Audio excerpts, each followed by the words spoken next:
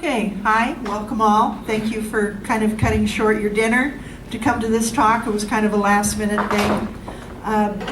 As many of you know, I recently moved to Washington, D.C., but I'm also very involved with National 2600 and cracking the codes, Anna, Dan Brown, and blah, blah, blah, Cryptos. And I was invited to be on the board for the building of a new National Museum of Cryptology in Washington, D.C. So along with this, I'm doing a lot of research about that. And moving to D.C., I was really excited to go pay my respects in Arlington National Cemetery at the grave of William and Elizebeth Friedman. Now, how many people know who William Friedman is? Anybody? Okay. What? You've heard him mentioned, right? So hopefully I'll explain a little bit more about why the NSA, they just revere William and his wife Elizebeth. And it's not the case of William and his wife Elizebeth. It's Elizabeth and her husband William, but William is the better known of the two. So a little bit about them. They married in the early 1900s, and they met at a place called Riverbank Laboratories. Has anybody heard of Riverbank? Again, really strange place. There's a guy named there, an eccentric millionaire from textile industry, George Fabian, called himself Colonel George Fabian. He wasn't really a colonel. And he used his money to make a big think tank in Chicago and Geneva, Illinois. Like he would bring in a bunch of architects and he piled up a bunch of cigar boxes on the table. He said, make my building look like that. And they made the building look like that. And he was a real eccentric. Like in the house, none of the chairs or tables had feet on the floor. Everything hung from the ceiling. He had a gorilla wandering around inside. He had a zebra. He had a windmill transported to his grounds in Chicago. And he would just pick these various things that he wanted to prove, and he would hire smart people. So he had a think tank there. One of them was the effect of moonlight on plant growth. So he hired a geneticist named William Friedman and had William go out and plant seeds at different phases of the moon to see if it made any difference.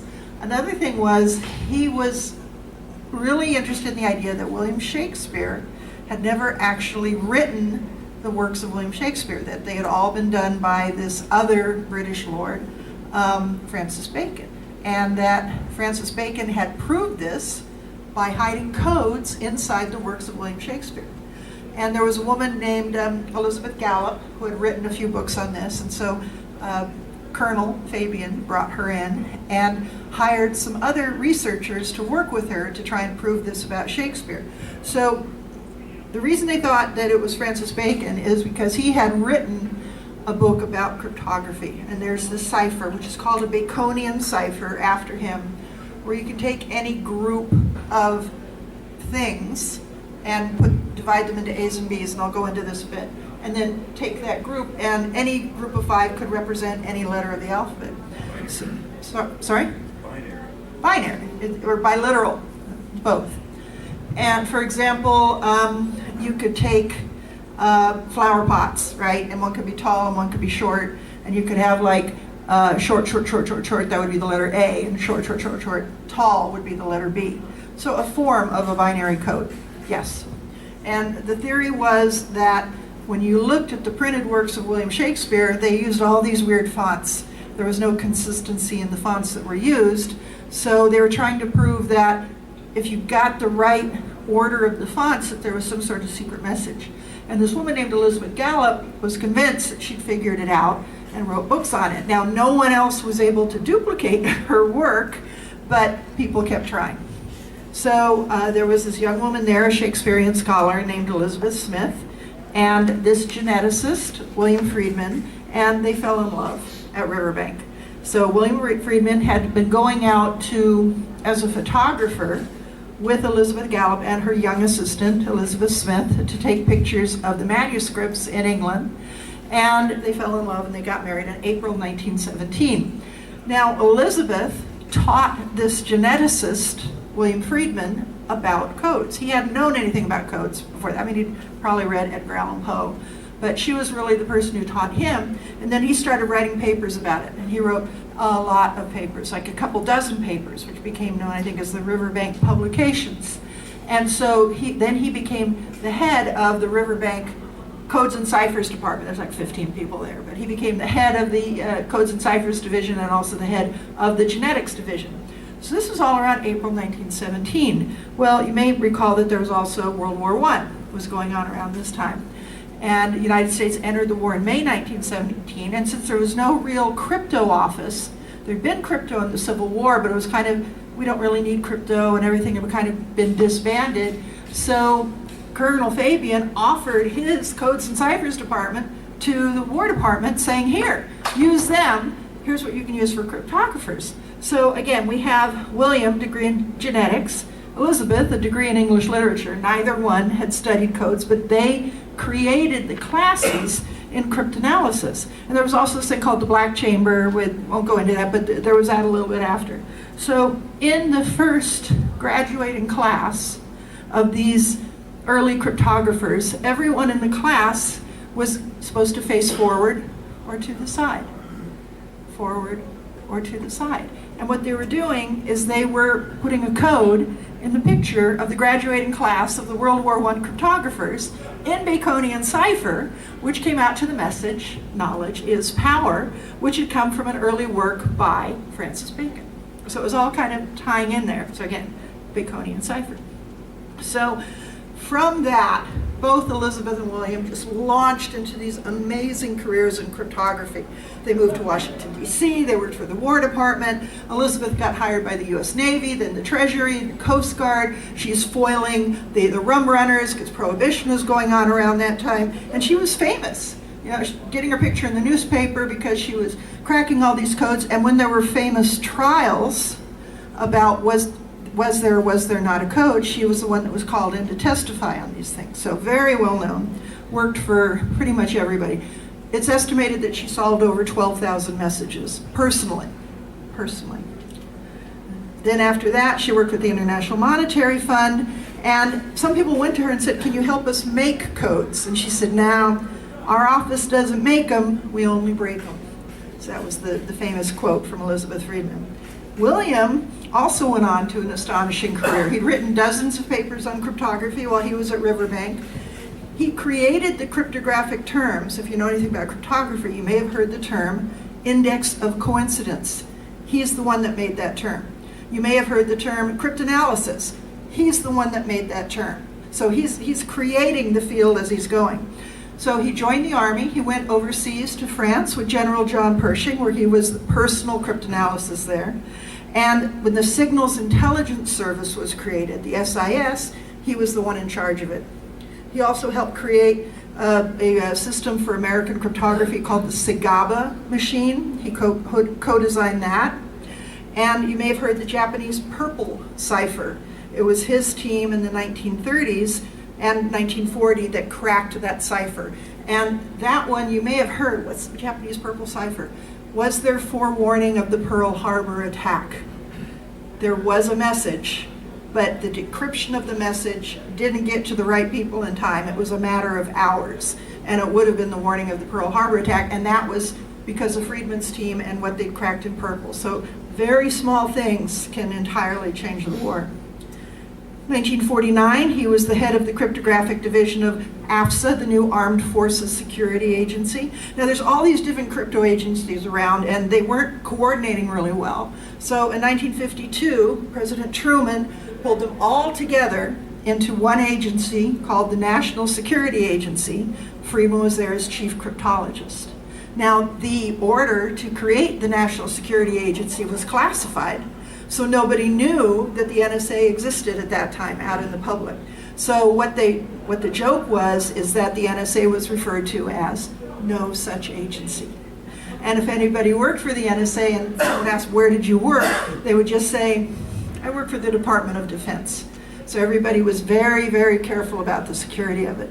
Friedman continued to write. He wrote a series of textbooks called the Military Cryptanalysis. It was the main textbook for all the new people in the NSA for 20 years, 57 to 77. After Friedman's death, that was the textbook they used. So this is giving you an idea just how important Friedman was to the people at the NSA. He was involved with the first pushes for supercomputers, but he retired in 1956. Then he and his wife, Elizabeth, they wrote a book together called The Cryptologist Looks at Shakespeare, later Shakespearean Ciphers Examined, where they debunked everything that had been done at Riverbank, saying, no, there weren't any codes in the Shakespearean works. These were just kind of random thoughts that were being used. And so every single person that said that Bacon had written Shakespeare, they were just debunking them, one after the other. They just closed the book on it. But also in the book, they hit a code. So in their book where they're saying there weren't any codes, they hit a code on page 257. And I don't know if you can see it on the screen, but in an italicized section at the bottom, just go, no, that one. Like you can see this R is a little darker, all right? You can see that T is a little darker. And if you go through all those and you use the Baconian Cipher, it comes out to the message, I did not write the plays, F. Bacon. So this was them in 1957, and you can see here on Friedman's desk was that picture of the World War I cryptographers. He'd kept that throughout his career, that part that said knowledge is power. So he passed away in 1969, was buried at Arlington National Cemetery with full military honors, the flag-draped coffin, the horses, the whole 9 yards. And he is today honored by the NSA as the Dean of American Cryptology. You can see this bust if you go to the current museum. Current museum is a very small museum. It's a building that used to be a motel next to the NSA. It was called Colony 7. It's where people would go to have affairs and things at lunch. And then eventually they said no, and they tore down some of the buildings of the motel and turned the existing motel into the National Cryptologic Museum. It's a tiny motel, maybe the size of from this wall to the other side of the kids' track. Not a lot of room in there, but that's where we keep our history of national cryptology. Now we're working on building a larger museum. I'll tell you more about that in a second. So Elizabeth, after William's death, she spent the rest of her life, till 1980, cataloging all of their works and started writing her own autobiography, her own memoirs. Everything is now at the George C. Marshall Research Library in Lexington, Virginia, a little south of Washington, D.C. It's called the most extensive private collection of cryptographic material in the world. So now that kind of gives you an idea of who the Friedmans are. And since I was moving to D.C. and I'm on the board to build the new National Museum of Cryptology, I wanted to learn more about the Friedmans and pay my respects. So I went to Arlington Cemetery. 400,000 graves at Arlington Cemetery, but you can kind of look up for the people that you want to find. And I went walking, and I found down there, third from the left, the grave of William and Elizabeth Friedman. And I was looking at it and going, okay, it says knowledge is power at the bottom. That's great. It's kind of a boring looking tombstone considering their fantastic career. So I took some pictures and I went home and I tweeted about it, and somebody else said, oh yeah, I was just there, and he had been researching in the Marshall Library for a new book he was working on about Elizabeth Friedman, and he'd found her sketch. And I looked at her sketch and I looked at how she was saying, please make sure that this font is done exactly correct. I'm like, wait a minute. And so then I went in and I took a closer look. And if you look at knowledge is power, like look at the E's, like look at this E and look at this E. You see this E has the little serifs on it, and this one doesn't. And this K has little serifs on it, but this N doesn't, this L doesn't. So if you take all of those and you put them into that binary, that biliteral, where you say serifs, no serifs, serifs, no serifs, no serifs, but it's kind of hard to say. So instead let's go B, A, B, A, B, A, B, A, and you go all the way through, and you put them in groups of 5, B, A, B, A. Using the Baconian cipher is the letter W. A, B, A, B, using the Baconian cipher is F. So it's W, F, F, the initials of her husband, William F. Friedman. It's kind of a love note in cryptography. And they did everything in codes. They even created Christmas invitations in cipher. And they investigated other codes, historical ciphers, as one, if you've been here to Friedman a bit, you've heard of the Voynich Manuscript, which is one that I've also spent quite a bit of time researching, is the Voynich Manuscript. So if you want to learn more about them, there's one good biography of William Friedman that was written in 1977 called The Man Who Broke Purple. There's two biographies of Elizabeth Smith. They came out within months of each other. Jason Fagoni, who helped me with that diagram, The Woman Who Smashed Codes, and G. Stuart Smith, who's actually her great nephew, and that's A Life in Code. And they didn't know about each other. They were just both writing biographies at the same time. If you want to learn more about codes in general, I highly recommend Simon Singh's The Code Book. David Kahn is considered the standard, the Code Breakers, written in 1967. If you want to keep track of the modern codes and ciphers, Schneier.com. He has a monthly newsletter called Cryptogram. And if you want to learn more about what was in this talk, follow me on Twitter at Elonka. So a little bit more about the new museum. So I'm on the board to build it. There's Dick Schaefer, the head of the board. This is a man some of you may have heard of, Whitfield Diffie, as in the Diffie-Hellman algorithm. He's on the board as well. And so we're designing this new museum. Going to be a big museum. And as the plans were going up, and I was saying, oh, we're going to be hiding codes in the walls. And they, what? Wait, no one had heard of that. And I'm like, wait, we have to hide codes in the walls. So we are now hiding codes in the walls, and anyone that wants to learn more, I have a proof of concept right here. 3D printed, not exact, not the actual code, but you can kind of come in and take a look.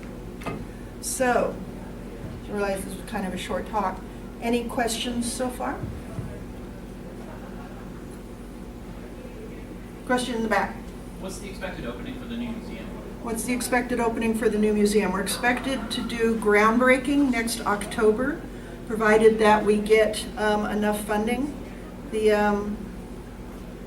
So we have this thing about if you want to donate to the new museum, there's a URL there, or come to me and I'll be happy to talk with you if you want to be a donor, if you want to be what we call the Founders Circle donors. There's people who are donating millions of dollars to help get this museum off the ground. Yes? Museum, will it be a national museum or owned by, The question is, will this be a national museum? Yes. Yes. Currently, we have the National Museum of Cryptology. This museum will have two functions. It's going to be the Maryland Cyber Center of Excellence and Innovation, so it will also have a lot of classrooms in it, and it will be the home of the new National Cryptologic Museum. So the current museum is kind of in this area where the plaza is. So we're going to break ground, we're going to build the new museum, then once it's built, then we're going to move all the stuff over to the new museum, then we're going to tear down the old museum and put in these plazas and parking lot, and then open. Any other questions? Okay, so one other takeaway from this, from the talk, is just because you may have learned something, like from a book or from a teacher, doesn't mean you have to simply accept it as, oh, that's the truth. Bunches of people had been to that cemetery. Bunches of people had gone to that tombstone. They didn't notice that there was a code on the tombstone until someone went in and just really looked. So go and take a look for yourself. This is hacking too. Figure it out for yourself, and you may find something that no one else has noticed. Thank you.